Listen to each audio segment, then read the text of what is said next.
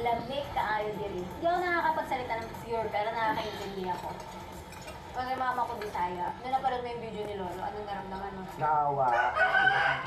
Yung iba nga, sobrang bigat, hindi nahuhuli. Ang hirap na nga maging mahirap at pinapahirapan pa sila sa makabuisit.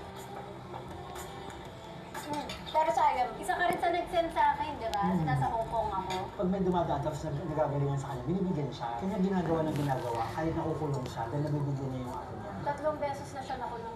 Sa pangalawang beses, before siya kinulong, binibigyan siya. Dapat investigado yan. Bawal. Bawal yun. Dapat oo, bawal yun. Hindi sa interview. Anong message mo sa kanila? Alam mo ang message niya, huwag na lang daw siya ang bubugin. Kasi matanda na siya. Wala lang daw siya ginagawang masama. Sabi niya nagalit. Nakakaawa. Sa mga hindi nakakaalam, ang nanay ko is from Cagayan de Oro. Hindi pala, pagkakaroon ko nga, hindi ko nga alam Tagalaga kung saan siya. Basta alam ko yung lola ko, taga Samar. Kaya yung mama ko marunong mag-Bisaya. Kaya ako, nakakaintindi din ako.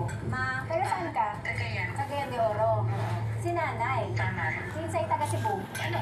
Okay, yun lang. Pupuntahan ko na si Lola mamaya-maya. Kumakain lang kami. Okay, pinalaya na siya.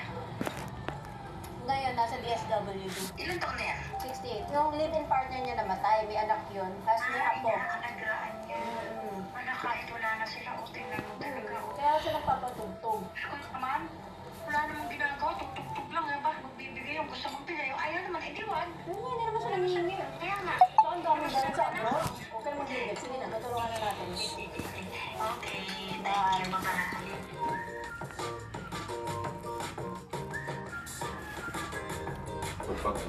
Mangga. Nag-order na din kami ng take-out for your lolo. For president naman. Hindi. President Ibarra. Hindi mo ka na ng posisyon para tumulong. Yes. Tama. Ito yung favorite sila. Sarap. Tapos may cheese.